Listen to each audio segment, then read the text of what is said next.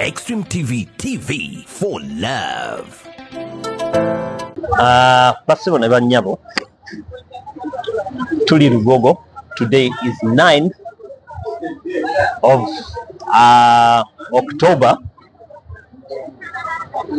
Olunaku lwa leero lwe lwa Independence mu Uganda wano kintu kikulu nnyo eri eggwanga lyonna, kintu kya njawulo eri ggwe akyaliwo essaawa zino alaba okumanya wa gye tuvudde emyaka 62.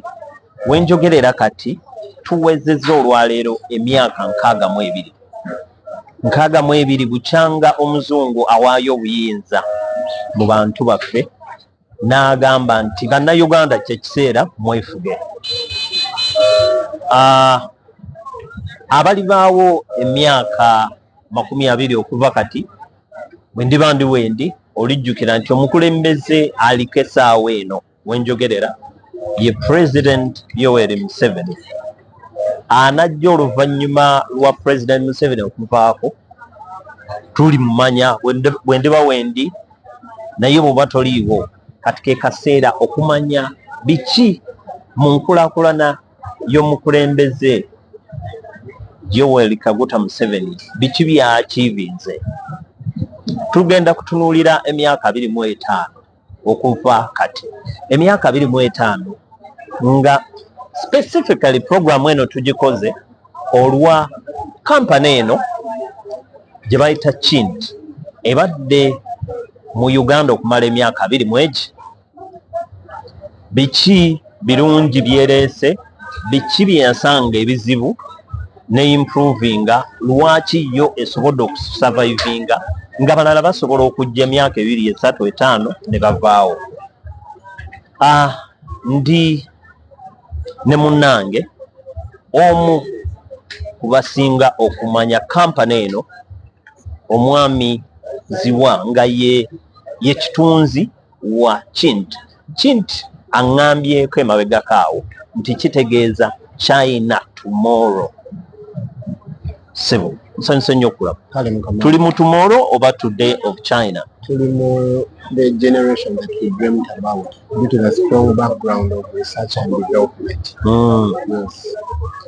Yes, sebo. Amanya gange bampita Zziwa Allan nga ndi kitunzi mu company eya Chint Electric wano mu Uganda. Chint Electric ekitebe kyayo kisangibwa China nga Chint Electric yatandikawo mu myaka egyedda 1998 eyo.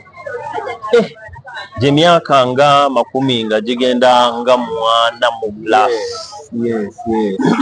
Starting from manufacturing of low voltage products, switches, ngachi switch obusookerwako, circuit breakers obusookerwako, naye olwa strong background eya research and development omuzungu kyayita R&D.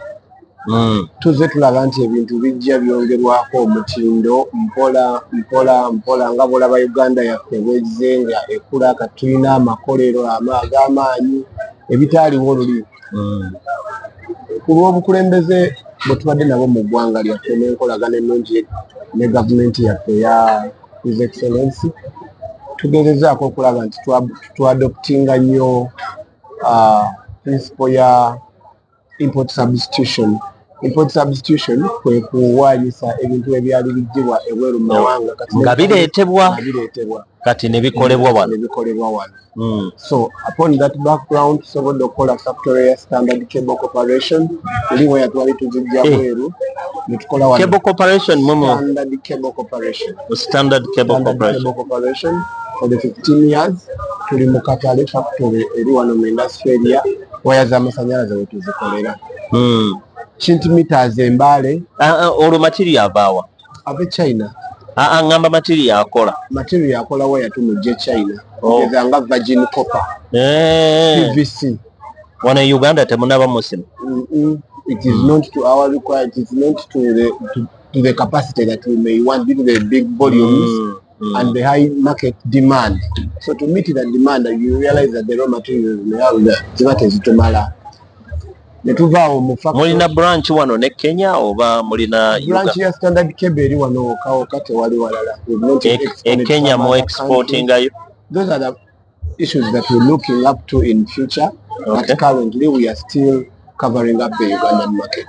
Yes, we managed to do mega big projects like in the oil field, big oil fields. Yeah, like big projects in Uganda, like hospitals, Ugandan parliament, supplying the KCCA as we are the shirt sponsors for KCCA. We've done the street lightings, this and that. Abaye tubadde n'obuzibu bungi nnyo mu by'ennyumba ng'onoonya ekintu ekirungi ne kikubula naye ate ng'okimanyi kikuli wano kumpi ng'omaze okuweta ku kidde emunyonyo. Ekizimbe ye Olive Complex mu maaso ga Kings Junction awo wennyini we tuli ku shop number 005 wojja okusanga Stacy's Home Collection. Bannange omwana yaleese ebintu ebirungi balina buli kimu kye weetaaga obusangula ebigere amasuuka aga buli kkala saizi zonna ebyeffumbiro mulimu amasowaani amalungi amabakuli agagenda ku dining ebikopo ebya buli kkala binika ezifumba ze bayita pakoleeta bufulasika obutini buno bw'otambula nabwo mu nsawo akakuuma ekinyogoga nga kinyogoga ne kakuuma ekyokya nga kyokya jangu mu Stacy's Home Collection byonna weebiri ate bw'onojja n'osaba special discount ku itemu yaffeemu bwete osobola otukubira ku 0742 71 5 Stacy's Home Collection. Gana matala getulaba ku street gonna ga Chint. Yes, that is Chint Electric as the source. Kitegeeza nti n'amasannyalaze ge tukozesa awaka ebintu obwo nga bu switch nga bu mita nkalabako Chint. We are selling a brand. The brand itself is Chint. Chint eyo mugiguza umeme. Yes. Umeme ye customer wo. Yes. The only biggest. Yes, Umeme is our first biggest client. Then we later on come to the community and as a sub-metering agent. Umeme is an authorized distributor for power, yes, but we are also a sub-metering agent. Abantu ng'olina apartments, olina units singana, weetaaga embala entuufu ennungamu eyamupangisa ku masannyalaze. Whereby tenant namba 8 ne tenant namba 4 buli omu ali independent. Buli omu tagamba boosi ng'olina fridge nze sirina ng'oteekako amasannyalaze n'osibyako TV. Yes. Tekisiibawo. Kintu kyekola tukuwa prepaid meter yaffe eno ne tukuwa ne software asobola okumanaginga mita eyo. If you feel more convenient, we've even upgraded ne tukuwa third party service provider companies nga networking companies. Bwana Allan, njagala kusalamu awo ekirimu. Nina amayumba gange 10. Bampa mita awaka. Esavinga nze landlord. Naye njagala babapangisa bange buli omu asasulire gage. Nsobola okujja ewuwo ne nkugulako bu mita obwo n'obunguza nze nga kinnoomu. Exactly. Kiri kyennyini ky'oyogedde era kye mbadde nkunnyonnyola. Ofuna mita emu okuva mu Umeme as the sole distributor for power. As the authorized distributor for power. Then n'ojja ewaffe mu Chint meters ne tukuyambako mu sub-metering. Buli mpangisa ne tumuwa mita eyiye ng'amasannyalaze tugajja ku eri eya Umeme. Then ne tukuwa ne software asobola okumanaginga tokens. Singa ogamba nti tolina budde butuula ku project okugeza ku apartments kubeerawo tewali manager, tulina kye tuyita third company service provider like networking companies nga bolaba Airtel, MTN. We align with them ne tukuwa code z'abapangisa bo ze banyiga n'ateekamu mita namba ye. Singa omupangisa yakaaba aweddeko ku ssaawa 8 ogwo ekiro kyetaaga kukubira landlord ng'alina essimu because we've now yeegulirayo ak'ebitaano ak'olukumi oba smart generation. Anyiga bunyuzi code eyo gye baba bakuwadde n'ateekamu mita namba and things roll. Ne bamugeneratingira token n'ateekamu. Software yono gwompa mukugulako oba oba omungulizaako. Software yoyo tumukuweerako ku bwereere Chint. Aba Chint Electric software tugaba wa bwereere tetumutunda. Kasita nkugulako mita ya mita, you are entitled to software. How nice. Because there is no way you can, if we really don't give you the software, it is a half-baked service. And yet our major priority is service, quality, and customer care. Building a brand relies on a couple of factors. Nenga mu byonna, we front quality, and it has been our biggest secret to winning the market. When exhibition in Mutubade, many people have come with testimonies looking for products that they bought from us throughout the previous exhibitions. Lekana kano nkayiseewo gwali eyalaba programu eno ng'oli Uganda kankubulira ekintu kino oteekwa okuba nga mu nnyumba yo njagala ompulirize gwalina ennyumba oba asula ya mpangisa ng'olina amasannyalaze oba nga tolina oteekwa okuba olinawo ekintu kya Chint China tomorrow. Ebyo mulimu balubu, mulimu switch, mulimu waya, obuntu obutono ne bwotaba n'amasannyalaze oyinza okubaamu ne tooki zino eza sola ng'ekyajingira ku musana ekiro n'obeera nawe omuvubi weetaaga ebintu bino nti bw'obeera ku nnyanja eyo simanyi oba mukolayo agafloatinga kubanga ebiseera ebisinga ebyennyanja bidduka ku light oba okulabisa nti oyo omuvubi waba ansudde n'aleka amataala ge ku nnyanja nga gatengejja Ezo IP 67, IP 85 bwezityo models nazo tuzirina waterproof tuzirina.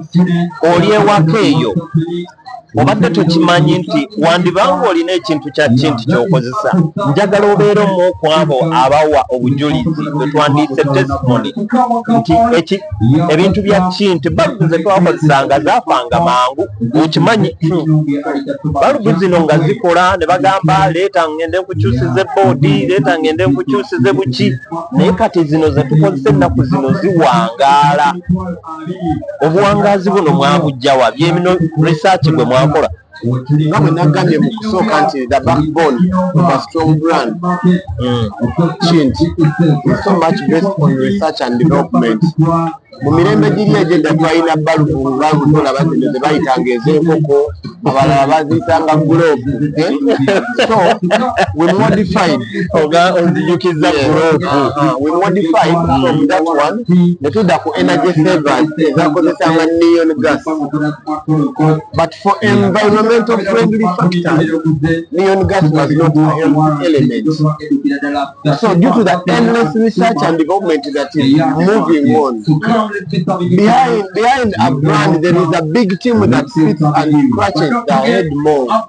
There was a China tomorrow tudda kuki kati bwe mba ndi wano w'ekyokulabirako ndi wano ndaba tooki zino nti onyegako bunyizi n'eyaka kati gwe abatudde mu ofiisi eri abali mu research lab bo batunuulira kati njikoze ntyo gikola nti gendako negendako obudde bukyali wa misana toyaka neyeezikiza bwelaba nti nkuwa ekyokulabirako nti emmotoka egenda okufuna akabenje neweekanga yo neesiba kati ebyo be bano be babikola yemiri gye batambula research and development. Every time wajjayo ekintu ekipya omo is a customer provision. Twalina amasimu ageddaga Ericsson ag'okusiba mu kiwato 3310 nejjanga yeriko ka kamera kakati ate tulina touch waliyo kati ate foldable ngeringa kabeera nga waliwo eyezingulula emirundi esatu kakati waliyo zino eza flap ezebikula. That is all research and development. How convenient nabwolaba network gye tugenda waliwo kye nalabye nti esimu zino eza touch osobola ogikukasitinga ku kisenge n'olaba sinema yo ku kisenge. That is all R&D. Those are the trending factors. China ate yesinga Trending factors, and they keep the brand live. Kankuwe ekintu kino si kye tuliko naye kankikuwe mbadde ku mutimbagano olwaleero ne wabeerawo agamba nti Uganda America nyiivu olwa China nti ebuusizza ba Africans ebabuusizza mu ntegeera yaabo babajje bo baali babakuumidde Somewhere naye China ekubye ettaala negamba nti minowo tuyinza omukozesa kino okijjawo tusobola okikolamu kino yeeyo enkulaakulana China tomorrow gye yajja nayo. Given that China is the leading state in production, okimanyi nti nebigenda e UK nebigenda e US okimanyi era mbadde US ebintu byosinga okulaba ebirungi ba manufacturer bagenda China gye babikolera era bakuteekako made in China ne babize China. Naye ate obadde okimanyi nzikiriza nkiseewo kati nti China is one country in the world, one single nation where multi-millionaires are made by themselves. Nga nze Zziwa, Allan Zziwa ne Kagolo Joseph bwe tutula ne tugamba omanyi tuzimbeyo essaawa nga egenda neekolagana n'eyo neekwata be basinga obungi mu China. Self-made. Yes, true. Without a profession, but due to the endless innovations that come up and scratching the head more, combining ideas. Olaba ne TikTok baali bagijjeewo bagiswapinze because ayubi baali bagijjeewo because of naye olaba that vigorousness. Actually, there is nothing as challenging as China. And anyone, trust me, omuntu yenna bw'ava Uganda n'atambula n'agenda ke China, he will come back totally different. Ng'obwongo bukyuse. Different. So, embracing that character is one of the leading factors for our growth. Tugezeeko kyogezaako okuyisaawo nti bw'olaba abantu bano abazze mu kitundu kyo naddala tubabale abagwira tukozesa ekigambo bagwira omuchina ngazze bainvesta ngazze abazze ng'alina kyagenda okwongerako si kujjako naye kunoonyaamu nti ebitooke byonsobola bikola ntya okusinga okuwa ebitooke ebiri modified ate nga bikutta naye akuwa eddagala erigenda okuwonya ebitooke ebyo obutabeera poisonous azze kuteekamu okukulaakulana okwo kubadde tolina si bwe kuli. And the current trend is that there are advancements in technology. People are now selling solutions. We are now selling complete solutions. Leave alone selling a product, but we are so much focusing on selling solutions. What actual challenge are we solving? If it's a problem, if it's a challenge of darkness at your home, how can we bring life? Umeme tandaba kutuuka mu byalo ewaffe kyekyo nsuusaayo ntya light. How can we bring life at night? Tujjewo tadooba TV. It's not environment friendly. But how can we bring life to your home? Okay, bwebanga ttaala eyaka kiki kye tujjongerako? Twagala ettaala yo yeeteekeko singa ekizikiza kiba kizze waka batoliiyo. Twagala ettaala yo yeeteekeko oluvannyuma lw'essaawa 12 gwe bw'oba okomayo waka ssaawa emu gisange nga yeetaddeko. Ate n'emmotoka China tomorrow esobola okugamba nti ne bw'obanga okomawo nemanya nti emmotoka yo yeeno gye wafulumye nayo ne geeti n'egigamba kayeggule ogenda okutuukawo nga yeggudde. Kubanga baba bakonectinga we only interlink nga bw'olaba CIU nti baginterlinkinga n'emmita ng'amasannyalaze bwe gaba gaweddeko. CIU through the PLC system. CIU yeki client interface unit ke kamita kali akabox koteeka akamapeesa interface unit koteera amasannyalaze kati bwe tugiteekako ku computer yaffe tugiconnectinga n'emmita nobanga singa amasannyalaze gaba gaweddeko neweereza eri signal mpoze eyo nga tuvuddeyo Chinti nga yo mu Uganda tumazeemu emyaka 25. Ekiki tukoze ku projects ez'enjawulo kyenjagala munnayuganda omanye nti ebiseera ebisinga lwaki tujja myoleso gino twagala abantu bongere okumanya kikye tuli kikyokozeewo kikyolinawo ekipya kikye tuleese. Capacity banks ng'ezo bwe tuba tuzizimba ab'amafactory balina ebyuma bino ebya factories bwe ziba oliba bisitaatinga bikozesa amasannyalaze amangi ne gagetinga wasted. Ekyo Chinti nakyo yakisalira amagezi. Tulina mashini ze twasembolinga zibeeramu capacitors and we call it a capacitor bank. Kye baateeka mu fridge eri ebeera compressor anti waliwo luli yatandisa nga amasannyalaze mangi. But now this compressor, it compresses never cooling system without getting wasted. Then capacitor bank, capacitors, it's like a storage for power that would have been wasted. Then later on it's sent back to the usual point where it's supposed to be utilized. Yeah, negative. Yes, at the required point. Yes, so through various technologies and the projects that we've handled mu Uganda emyaka 25 ba engineer ba consultants abenjawulo tukoze nabo ku projects ezenjawulo, masomero, malwaliro ga government, Ugandan projects, ya Ugandan parliament tuli mugikolako. Tuna Marriott Hotel one in Zambia, that one of the it's the trending brand hotel eri mu Uganda kati. The national hotel, tukoze lighting yayo, every item on it tukigitadeko. Kambuze muba developers bano mulimu bana Uganda, do you embrace nga mulaba omwana mugezi nyali n'amagezi n'agamba nze nsobola okukola kino? Ekyo kyetwagalira ddala okubeera e Uganda era ba developers mwebali things are happening. The more we've rubbed shoulders with these investors, naffe bana Uganda era otumanyi tuli bagezi. Kagolo siyinza kubeerawo myaka 10 nenkola naawe. Do I really stay the same? I cannot. Never. I cannot. And actually my major area of expertise is real estate. I've worked with a lot of developers, but now Uganda we units the apartments Jeziri. This someone I'm mentioning that but trust me Jeziri. Someone accomplishes this project na kwatendala watch kwabalaganti abantu ebintu bisoboka ate Chint nga brand kyegezezaako.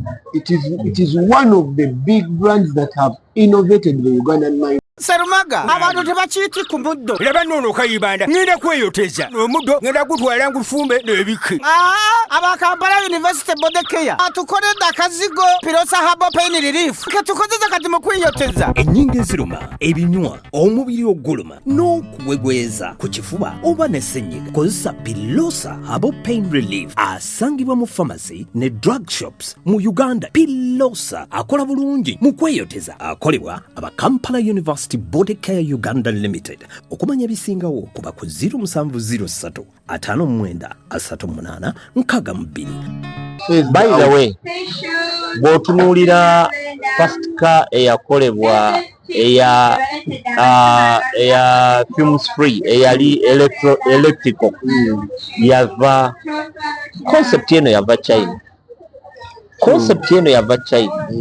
Era bw'ogenda China kati China eyatudde nkuwa ekyokulabirako ogenda n'okufuna essimu bakoze ebintu byabwe nga bisinga ne byetuyayaanira okugenda ewala. Tujja kwesanga eventually nga tulina kgenda China mu kifo ky'okgenda eyo gy'olowooza okugula ky'oyagala oba okulambula. Eno ye nkulaakulana abantu bano gye bajja nabo bino bye bimu ku byenjawulo. Kati China yakasitinga neeti yaayo waida nejja mu Uganda nesanga abantu abagezigezi nga Allan negamba Allan nkwetaaga jangu tukole. This is quite interesting. Abantu balina okutegeeza nti kyekino nti most of the production, most of the elements that are used for assembling various components over appliances over anything. This is a new year then they go to China for production, then assembling is done in their country. In pieces. After manufacturing the components from China, they come and assemble. Njagala ogende ku simu yo, ogende ku YouTube, otunuulire nnyo China ebintu byekola. China erese enkumbi nga yakajenereta katono ng'egenda erima obanga ejja esaawa obanga that is China byotalaba mu nsi ndala. When it comes to customer service, it means someone looks at a challenge and he provides a solution. Tuvudde mu biri ebyamaanyi gedde ebyamukono mukono ne bw'aba agikuwa leero giraba nti kale you cannot afford a tractor because it's a combination of factors. eri atasobola tractor naye nga yandyagadde okulima. Right? It means ate bw'aba tasobodde gula tractor kano akasobola akafumbi akakola ki? Waliwo obutuulibwako ng'okatuulako kenkananga entebe eno nga zibwekati enkumbi nga kalimira ddala. Affordability. Kati bwe tuba mu katale concept ebeera ya affordability. Era recently when we last year bwe twali ne minister owa lands, that was Nabakoba, we so much discussing on bali bafronting nnyo affordability because and there was a deficit in the housing sector by a given number of figures which was still huge, but in relation to our economy, how is the real estate industry going to fit into the economy? Affordability. Kati omuchina ekyo yakitegeera namanya nti omunauganda kino kyasobola oba mu Africa okusinziira ku state of the economy nga bweri, this is what we can then najja nga building concepts and solutions in regard to various needs and wants. Yes. Ebintu emyaka gino 25 challenge ki Chint zeesanze na birungi ki Chint byefunye mu kukola wano? Neyanziza. One, most of the market we are living is so vigorous and the competition has been stiff. But building a strong brand takes time. However, amidst the journey, they are competitors. But you need to forego a lot of factors of kuyimirira mu katale n'ogamba, hey, this is my standard of operation. Bwe ngamba nti essaawa eno ngenda giproducinga nga minimum erina kuba ku $10 eriya ino eya $5-6 naye ng'egifaanana. By the time the market realizes nti essaawa zino zaawukana, they've already consumed a very big number of quantities. So we've had a lot of copycats in the market, and the market itself has really consumed the products that are below standard, and they've been victimized. So building a brand under that kind of stiff competition, it really takes a heart, vigor and courage to say no, I need to stand on this. You look at brands that are really lasting in market for some time. Let me say, Mercedes-Benz, Kia Motors, Wali is still standing. But I'm very sure, singa alitakola Mercedes-Benz nga inayo a cheaper brand of kaja akola, how big would it be? Naliko olumu ne wava munno twali mu exhibition. Okay, yali bane motoka gye baleese Benz Mercedes nga agigamba it senses neweta nesiba nekola ki naye yagamba nti any shilling discounted on a Mercedes Benz, you're not buying a Mercedes. Do you know what that means? It goes back to the hidden secrets of competition via production. Chobola bawulira nti eriyo Benz ye South Africa eriyo neye Germany. Kati ye someone prominent with a strong brand kyakugambye nti any shilling discounted on a Mercedes Benz, you're not buying what? A Mercedes. Kinze kyenjija okugamba nti nze ttaala yange bweba ya mutwalo ya Chint ojja kgenda mu katale osange eyesatu itisooke gigule.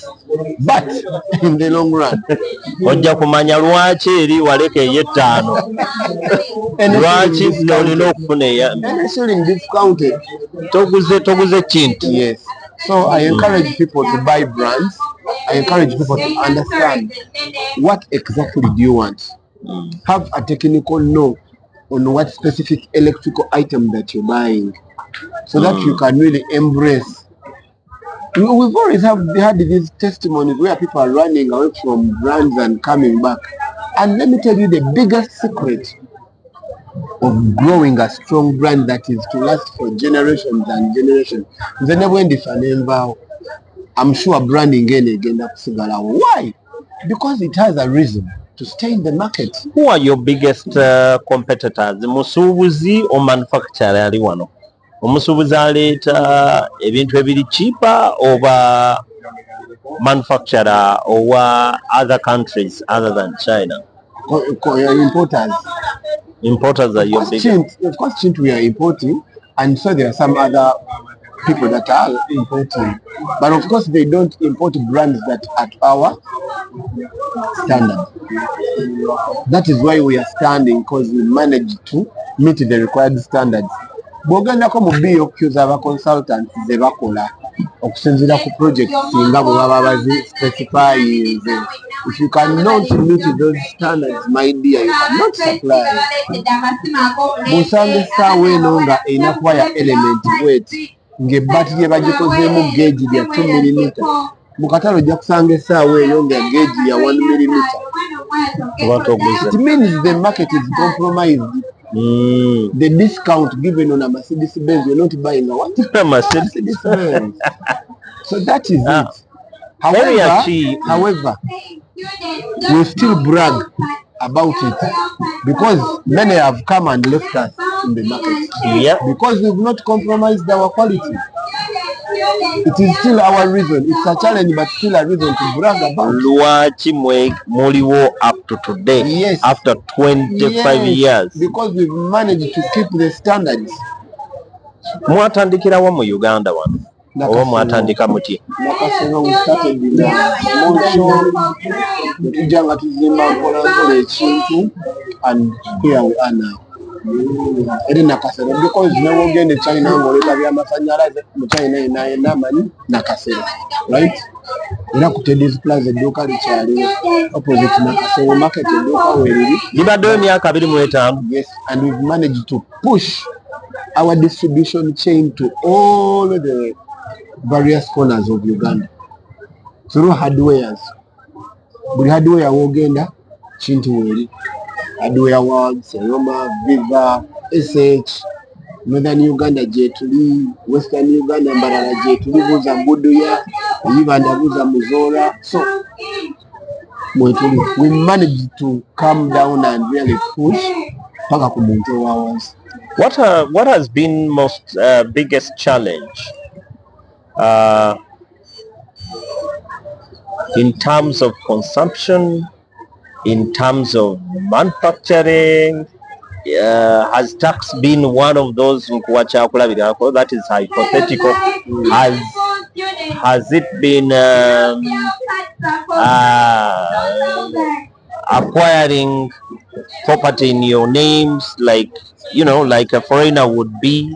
What has been the government of Uganda through the Uganda Investments Authority and our minister has been so supportive, because it has given a lot of incentives to the any investor. So it has really made healthy grounds for working. However, still challenges are not inevitable for anyone growing. Production means acquiring required standards through UNBS, ISO and other certifying bodies. We've had challenges of imported products that are below standard. When I talk about brands like Standard Cable, we have a lot of copies that are being imported and they cannot really match the market standards. So by the time a consumer is really aware that I need such and such a clear spec, he has already consumed 2 times something below the standard. Ngawulira akoye ennyumba z'abantu zino zikutte emiriro sebo. Emala kwata muliro alyoka janga, he cannot compromise anymore. Ate nga lulimu ali mu nnimiro ya ku invoice nga there is a markup akatono. Naye ng'alowooza n'akalaba n'agamba abo baseera kangende okuba n'abali cheap emala kwata muliro n'agamba. Victimized, he comes very certain of paying for what he wants. N'ataddamu kwevuma. Ffe wano ku Extreme Arts tugamba nti jangu recording naffe oleme kwejjusa gambanga music omulungi quality nga yakabi nungi okuzaama ate tukola ebintu bingi gambanga obulango music videos tulina ne offer ate offer ojja kimanya ng'otuuse wano jangu tukole jangu ofune ekirungi ate kinakkirizibwa buli wamu kubanga buli kyuma kye weetaaga okukola ekirungi ku Exim Arts Records tukirina tojja kusanyuka okolagana naawe kubanga ky'onojjayo ate buli omu ajja kyagala jangu tukole. Those are not challenges, but those has been an edge over others. Nenga, Ugandan market is competitive, vigorous like any other. Do you intend, when you look West African hub, Sorry? when you look at the East African countries as a hub, we have countries, we have over 5 countries. One of the challenges that we are having in Uganda is population. Nti bw'otunuulira Uganda and Kenya population vis-a-vis bali batusinga obungi, meaning consumption is higher in Kenya vis-a-vis Uganda. Do you intend casting going over Sure. oba okozesa opportunity ya East African community? Like any growing entity, we have a very big vision that even cuts across Uganda itself, but to broaden our wings to East Africa. Yes. It's more than that, because Sudan is actually, we are looking at that. We have those kind of vision. We have the vision step by step, because what we were in the previous years is not what we are now. So step by step we shall get there. All right. Abalabi omwami ono Allan Zziwa ye kitunzi omu ku bakitunzi abali mu Chint, naye ng'ali saagala muwaana naye nze ebitono bye mulabyeko akuwa obudde ne yeeyambula oba ne yeeyuza n'akubuulira ebirungi by'ofuna mu Chint. Njagala okwebaza akadde k'otuwadde. Njagala okusiima by'okoledde Chint. Chint eno gibaddemu okumala bbanga ki? Gibaddemu okumala emyaka 10. Nga tolaba bw'okita mu myaka egyo gyonna. Nebaza bakama bange bamanyi lwaki ekirungi kyo bwe bakimanyi. Nange era namala bakkiririzaamu. Wow. Yes. Sikuzaako muggo. Tumira ku mukamawo oba bakama abo. Natumira bakama bange, nebaza nnyo bakasitoma baffe abalungi nti mmwe mutufudde kyetuli olwaleero. Singa simmwe tetwandibadde wano era tetwanditambudde lugendo luno lwonna oluwanvu lwe tutuuseeko. So nebaza olw'okukkiririza mu brandi ya Chint era nga mbasaba bongere okujja okutuwagira. Tuli mu industry ya ku 6th Street ekisangibwa.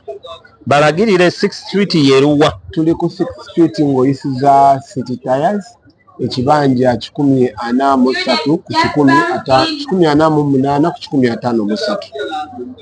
Yes, etusangibwa opposite DFCU Bank.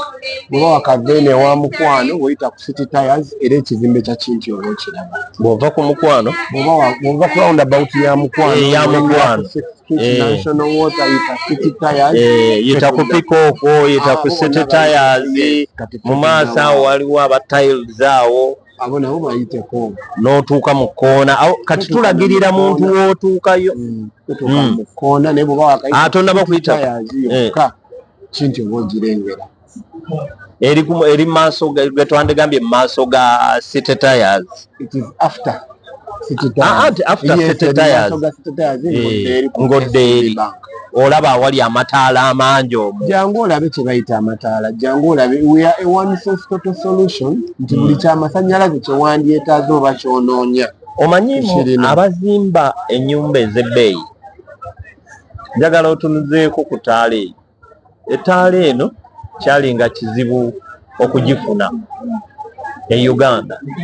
nekye wetwogerera ekolebwa Uganda kati eri mu miliyoni 2.4 mu mukaaga. Miliyoni 2.4 mu mukaaga kiba kitegeeza luli kyatwalanga miliyoni nga nnyo gifuna. Bw'ofuna zino ettaala nnya mu nnyumba yo obulamu bwo tebujja kusigala kyekimu. Era nga nyongera okukkaatiriza nga bwe nakugambye nti research and development bwe mba nnyonnyodde ettaala eyo crystals ezo ziraba nga ziri reflective. Ettaala eyo tenywa masannyalaze, ekozesa obusannyalaze obusinga LED electronic diodes.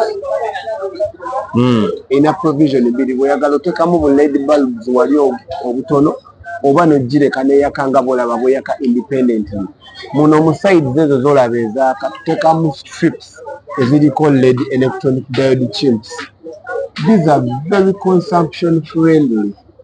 Nti n'essole ezaakisa. Yes, n'omuntu ali mu kyalo ng'oyagadde amaka go okufuuka olubiri, you can have that light and it's affordable.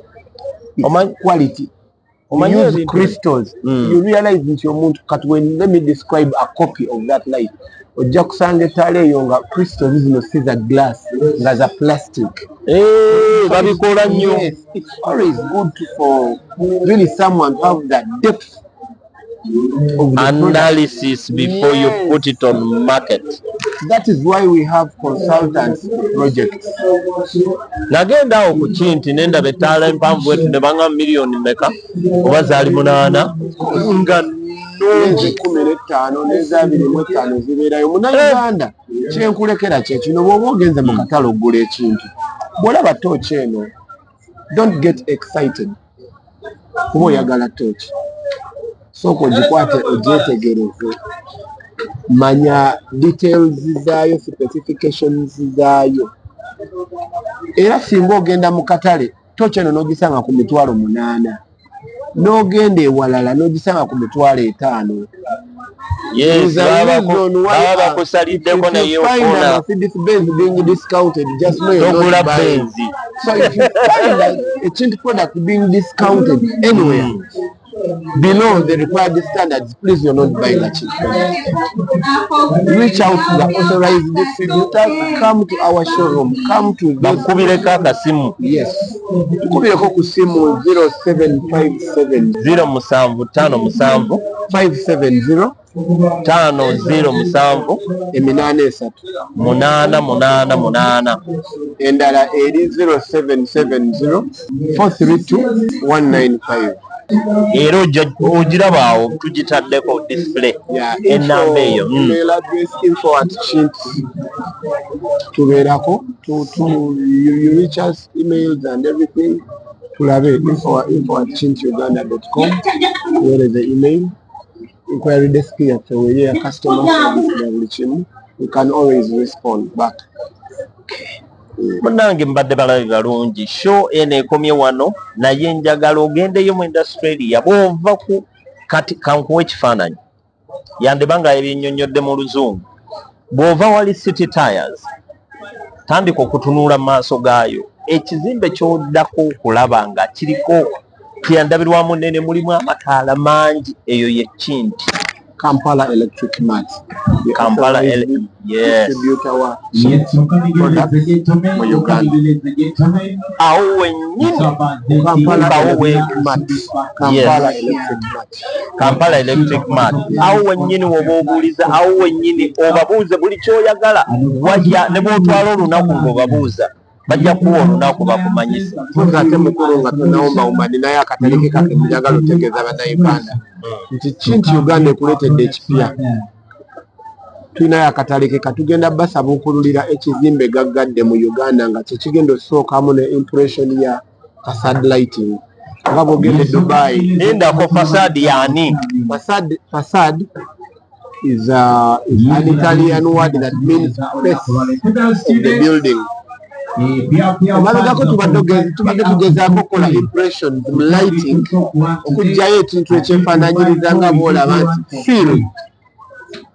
Abasinga buli agenda e Dubai bw'atatukawo ku Burj Khalifa ne ku kifaananyi wali ogirabyeko ng'eyako eri kati eyo Burj Khalifa tugireese mu Uganda mugirese house bagiyita facade lighting tulina patina gwe tukoze naye tugenda gigulawo ku Jinja Road Kampala ng'anyuma Chint House tugenda giyita Chint House saawa yonna tusabukula ekizimbe gaggadde kyetusense mu Uganda katulwaleyo ffe independence twagala oyitewo ekiro olabe nga kyaka independence flaga za Uganda nga kweziri nga bwolaba e Dubai leero kigenda kwaka kijja kwaka leero kigenda kwaka twamaze ddo kitestinga kiri luddawo Jinja Road opposite Jinja Road police station yes before emabegakaawo this is Toyota Uganda awo mu Nsondo okirabe ekyo ekizimbe kirimu ekiva ku Jinja Road ne kyetoolwa ku industry olyokodde kwanjenwa ekyo bakita Chint House so yonna tugisaba okulula bannange bw'okiraba it is going to be something unusual it's going to be more than industrial area twagala omuntu nga bw'ayingira buli kimu nga kiggwa tulina program we are now casting ogende bweru wa Uganda ng'ebibuga bino Kampala at night, Nairobi at night, Burundi at night, naye njagala olabe ku Uganda at night, industry area at night, Chint at night. When we hosted most of the partners abakoze ku kizimbe they realized that the life in Kampala was a bit boring at night.